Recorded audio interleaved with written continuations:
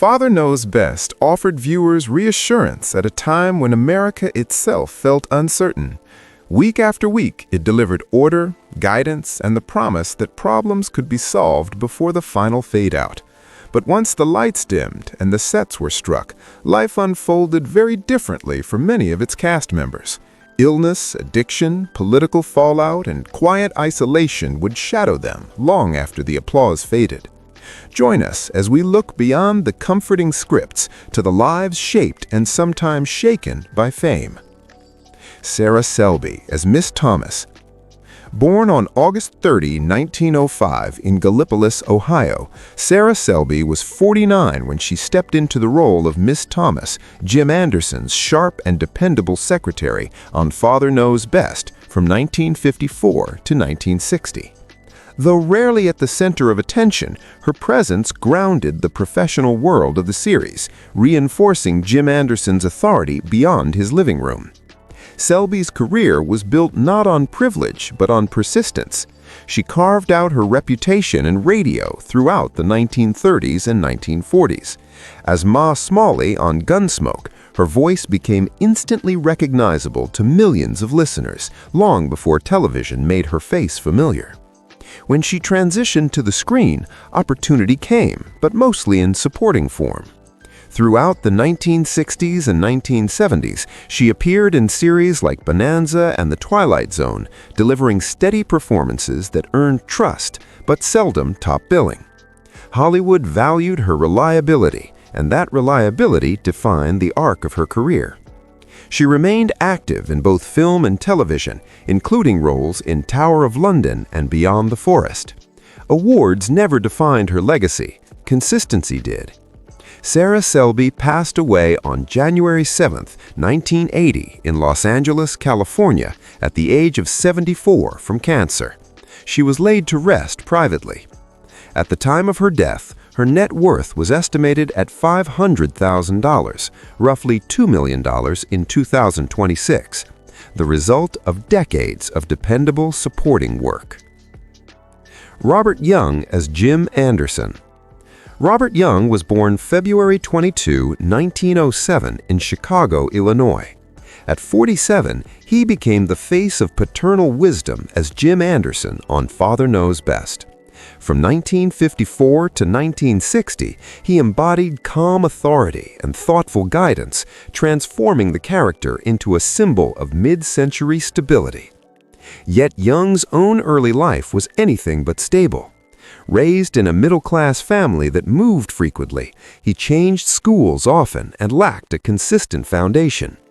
By his early 20s, he was under the relentless demands of the studio system, sometimes appearing in 6 to 8 films per year, including later celebrated titles like The Enchanted Cottage. Productivity replaced reflection. In 1933, he married Elizabeth or Betty Henderson, and together they raised 4 daughters.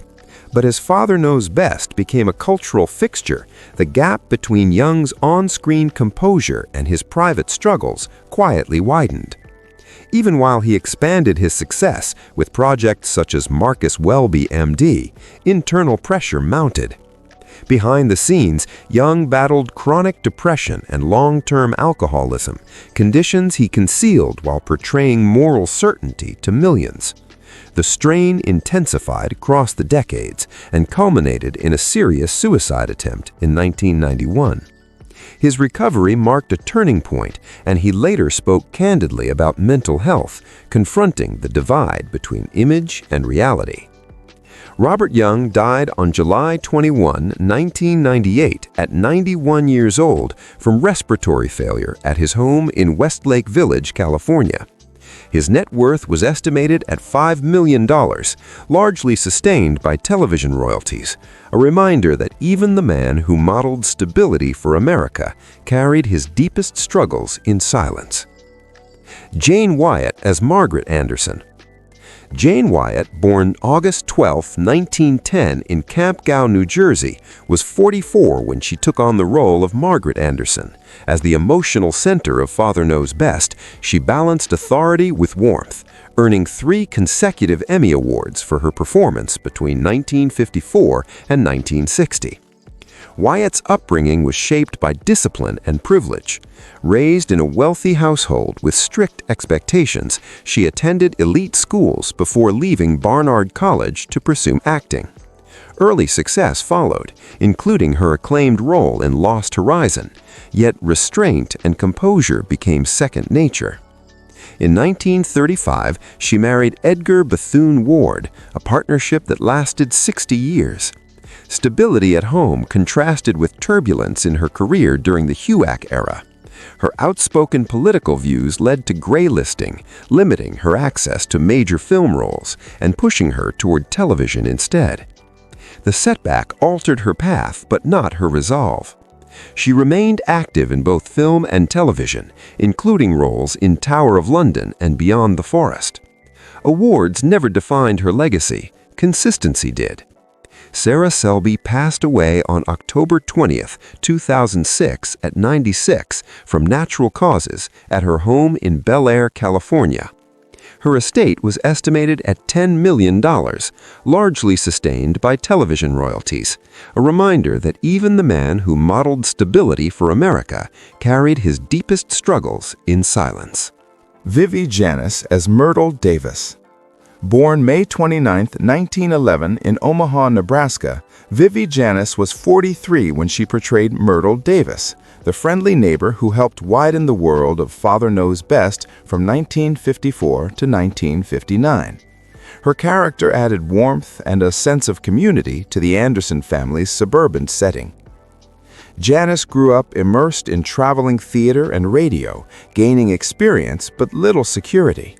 By the early 1950s, she was working steadily across television and radio, appearing in programs such as Dragnet and Schlitz Playhouse of Stars.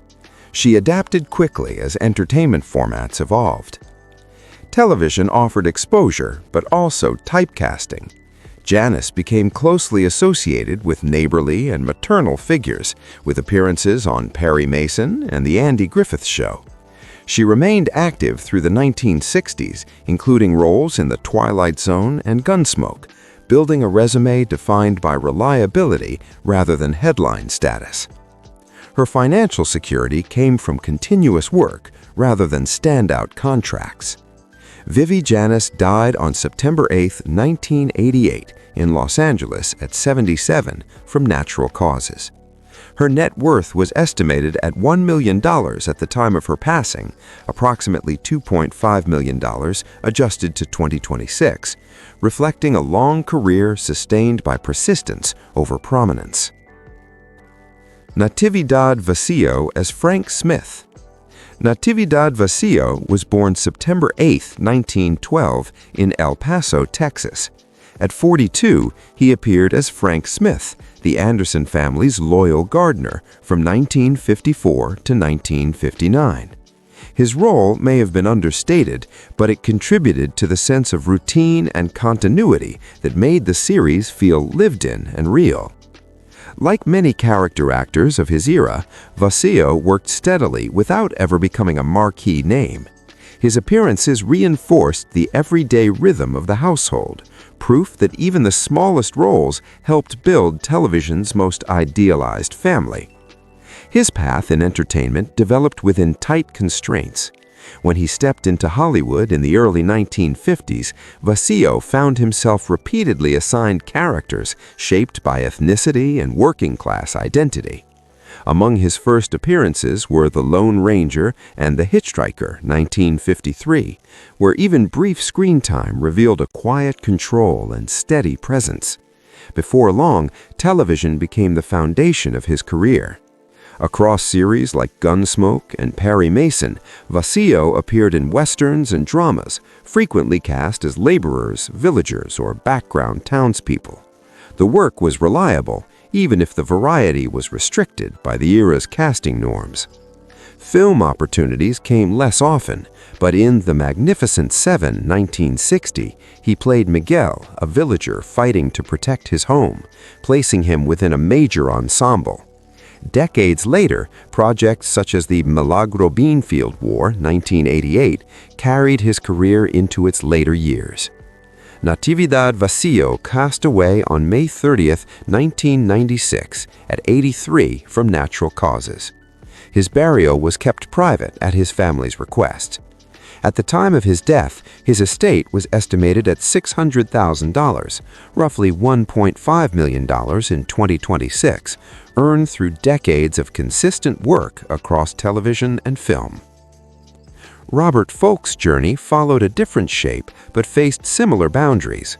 Born May 5, 1908 in Philadelphia, Pennsylvania, he was 46 when he took on the role of Ed Davis in Father Knows Best, 1954 to 1957. As the occasionally gruff yet ultimately kind-hearted neighbor, he brought everyday friction into the show's polished suburban world, adding realism to its harmony. Folk's imposing height and solid frame initially steered him toward authority figures. After studying architectural drafting at the University of Pennsylvania, he pivoted to the stage, performing on Broadway in productions such as What a Life and Brother Rat. There, he learned endurance and discipline rather than chasing celebrity. Soon, television became his mainstay. Throughout the 1950s, he turned up in anthology dramas and westerns like The Loretta Young Show and The Rifleman. Film opportunities, including Rebel Without a Cause, reinforced his reputation for stern or commanding roles. Over time, he amassed more than 200 credits, moving between sitcoms and Western staples like Lassie and Bonanza. The pace demanded flexibility as networks rapidly reshuffled schedules in television's early decades. He died on February 25, 1989, at 80 from coronary artery disease and was laid to rest without public ceremony. His wealth at death was estimated at $800,000, approximately $2 million in 2026 terms, reflecting a lifetime of steady, dependable character work. Eleanor Audley's screen persona carried elegance edged with authority. Born November 19, 1905 in Newark, New Jersey, she was 49 when she portrayed Mrs. Pringle in Father Knows Best, 1954 to 1960. Her refined sharpness introduced social contrast and wry humor into the series' suburban setting. Her professional path began in the 1920s on stage and radio, including Broadway's Susan and God. Radio became her strongest medium, and on programs like My Favorite Husband, her distinctive voice projected authority and clarity.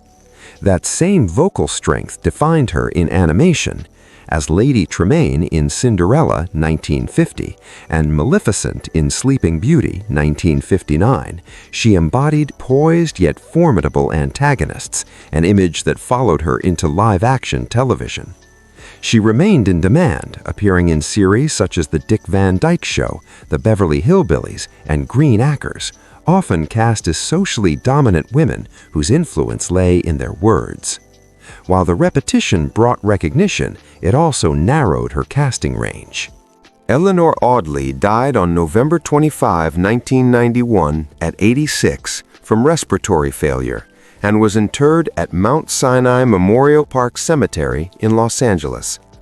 Her estate was estimated at $1.2 million at the time of her death, around $3 million in 2026 value, earned through decades of stage, radio, television, and voice performance. Eleanor Donahue's career began almost before childhood did. Born April 19, 1937 in Tacoma, Washington, she was only 17 when she became Betty Anderson in Father Knows Best, 1954 to 1960. As the thoughtful eldest daughter, Betty balanced teenage independence with respect for parental authority, anchoring the family dynamic. Donahue entered show business at 5, performing in film and vaudeville while her peers lived ordinary school lives.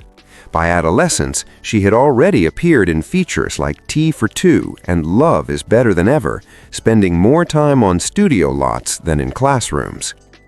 Television fame came early and carried pressure. After her success on Father Knows Best, she joined The Andy Griffith Show in 1960 as Ellie Walker, Andy's romantic interest, but chose to step away after one season, uncertain about the sustainability of leading adult roles. Over time, stability replaced early strain. She continued working across decades, appearing in Star Trek, The Odd Couple, and later in the film Pretty Woman, 1990. These performances allowed her to move beyond the image of a teenage daughter and reshape her identity as a seasoned actress with lasting range. Today, Eleanor Donahue is 89 years old, long retired from the spotlight that first made her a household name. She lives quietly now, stepping forward only for the occasional classic television retrospective or interview. With an estimated net worth of $3 million, her life reflects steady choices, early stardom, and the quiet endurance required to grow beyond it.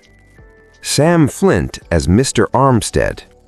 Born October 19, 1882 in Gwinnett County, Georgia, Sam Flint built his career slowly and deliberately. At 74, he appeared as Mr. Armstead in Father Knows Best, 1956, embodying the stern authority and old-world dignity the series often placed against America's shifting suburban landscape. His journey into performance began on the stage in the early 1900s, touring with theatrical productions before settling into the Los Angeles theater community. By the 1930s, film offered steadier work. Flint's composed delivery and formal bearing made him a natural fit for roles of institutional authority, judges, bankers, doctors, officers, figures who carried order in a changing world. He appeared in more than 200 films, including It's a Wonderful Life and several entries in the Charlie Chan franchise. Stardom was never the goal, reliability was. Later, television extended his longevity, with appearances on series such as Perry Mason and numerous westerns, even as age gradually slowed him. His final screen role came in Head, closing a career that had stretched from silent cinema to the edge of the counterculture era. Sam Flint passed on October 17, 1980, at 97. Quietly laid to rest, he left behind an estimated $400,000 estate, roughly $1.5 million in 2026 value, earned not through celebrity, but through consistency and endurance. Yvonne Lime as Betty Snow Anderson's friend. Born April 7, 1935 in Glendale, California, Yvonne Lime stepped into television at 19 as Betty Anderson's stylish and spirited best friend on Father Knows Best, 1954 to 1959. Her character added teenage vitality, reflecting the optimism and social spark of 1950s youth culture. After studying at the Pasadena Playhouse, Lime moved quickly into film, appearing in The Rainmaker, I Was a Teenage Werewolf, and alongside Elvis Presley in Loving You. She also worked steadily in television, including appearances on The George Burns and Gracie Allen Show and The Many Loves of Dobie Gillis. But as Hollywood's tastes evolved, roles for former ingenues narrowed. In 1969, she married producer Don Fedderson and gradually stepped away from acting. With Sarah O'Mara, she co-founded Child Help, dedicating her later life to protecting abused and neglected children, a mission that brought multiple Nobel Peace Prize nominations. Yvonne Lime died on January 23, 2026, in Paradise Valley, Arizona. Her estimated $2 million net worth reflected not only a Hollywood chapter, but a far deeper humanitarian legacy. Robert Reed as the painter. Born October 19, 1932 in Highland Park, Illinois, Robert Reed made a brief appearance as a painter on Father Knows Best in 1958. It was a small role, but it placed him within the same suburban mythology that would later define his career. Raised in a conservative era that allowed little room for openness, Reed suppressed his sexual identity while focusing intensely on craft and education. Acting became discipline and refuge. By the late 1960s, he achieved national recognition as Mike Brady on The Brady Bunch. The role brought immense popularity, but also creative frustration. He often clashed with producers over scripts he found superficial. His personal life carried equal tension. Married to Marilyn Rosenberger in 1954 and divorced by 1959, Reed maintained a public image that conflicted with his private truth as a gay man. Isolation followed success. Critical validation came with Roots, earning him an Emmy nomination and affirming his dramatic range. Reed died on May 12, 1992, at 59 from colorectal cancer, with HIV-related complications contributing. His $7 million estate marked professional achievement, but his legacy remains one of duality: public ideal, private struggle. Lauren Chapin as Kathy Anderson. Born May 23, 1945 in Los Angeles, Lauren Chapin became Kathy Anderson at just 9 years old on Father Knows Best, 1954 to 1960. Her spirited performance gave the Anderson family warmth and emotional grounding, yet fame arrived before childhood had fully formed. She also appeared in A Star is Born, but long hours on set replaced ordinary routines. Behind the scenes, Chapin endured sexual abuse, trauma that deeply shaped her adult life. As she outgrew child roles, Hollywood offered few paths forward. Marriage at 16 marked the beginning of instability. Addiction followed, along with legal troubles that distanced her from the industry entirely. Recovery eventually came through faith. In 1989, she published her autobiography, Father Does Know Best, The Lauren Chapin Story, and later became an ordained minister and evangelist. Now, 81, she lives quietly, sustained by residuals, writing, and speaking engagements. Her estimated $1 million net worth reflects not fame alone, but survival and reinvention. Billy Gray as Bud Anderson. Born January 13, 1938 in Los Angeles, Billy Gray stepped into the role of Bud Anderson at 16 on Father Knows Best. His portrayal captured the restlessness and humor of post-war American boyhood, grounding the series in recognizable adolescence. Gray had entered film at just 5 years old and appeared in The Day the Earth Stood Still, trading classrooms for studio tutors and playgrounds for sound stages. By the time television fame arrived, he was already a working professional navigating adulthood in a teenager's body. His story, like many from that era, reflects both opportunity and cost, early success, public recognition, and the quiet complexities of growing up on screen. While Father Knows Best earned Emmy attention, it also locked him in to the image of America's ideal child. In 1962, a marijuana possession arrest stalled his upward climb and made the jump into mature Hollywood roles far more difficult. The path ahead changed course. Gray redirected his drive into competitive motorcycle racing, eventually becoming a Class A speedway racer and promoter for more than 20 years. Reinvention didn't stop there. He later moved into product development and entrepreneurship, creating items like the F1 guitar pick and proving his creativity extended well beyond the screen. Today, Billy Gray is 81 and resides in Tujunga, California. He stays active as a collector, inventor, and occasional speaker. With an estimated net worth of $2 million, his earnings stem from acting residuals, racing enterprises, and independent business ventures. Barbara Eden as Marge. Barbara Eden was born on August 23, 1931 in Tucson, Arizona. At just 24, she appeared as Marge, a young woman circulating within the Anderson family's social world on Father Knows Best in 1954. The brief role arrived at the dawn of her television career, placing her squarely in the expanding post-war sitcom era. Her childhood, however, was far from stable. Raised during the Great Depression, Eden moved often with her mother following her parents' divorce. Music opened the first real door. Vocal training and stage performances led to television exposure, including appearances connected to The Johnny Carson Show, and her momentum steadily increased. Film soon followed. Roles in Flaming Star, 1960, opposite Elvis Presley, and Voyage to the Bottom of the Sea, 1961, broadened her visibility and showcased her range. Then came the breakthrough that would define her forever, I Dream of Jeannie, 1965 to 1970. The series made her an international icon, yet while it secured lasting fame, it also boxed her into a comedic persona that limited dramatic opportunities. Though she continued working in projects like Harper Valley PTA and numerous television films, the expectations tied to her signature role lingered.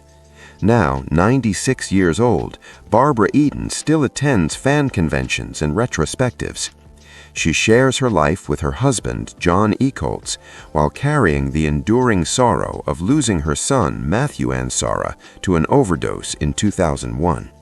With an estimated net worth of $10 million built through decades of television, film, and residual income, she also holds a permanent star on the Hollywood Walk of Fame. Roberta Shore as Joyce Kendall. Roberta Shore was born on April 7, 1943 in Monterey Park, California. At 13, she portrayed Joyce Kendall, Bud Anderson's girlfriend, on Father Knows Best in 1956. Her character deepened the show's teenage narratives and introduced a note of young romance. Her rise began early. Starting as a singer and child performer, she transitioned smoothly into film and television. Disney's The Shaggy Dog, 1959, placed her within the family film spotlight, and television strengthened her foothold. Shore later secured a steady role as Betsy Garth on The Virginian, 1962 to 1965, a major achievement during the height of primetime Western popularity. Then came a deliberate choice.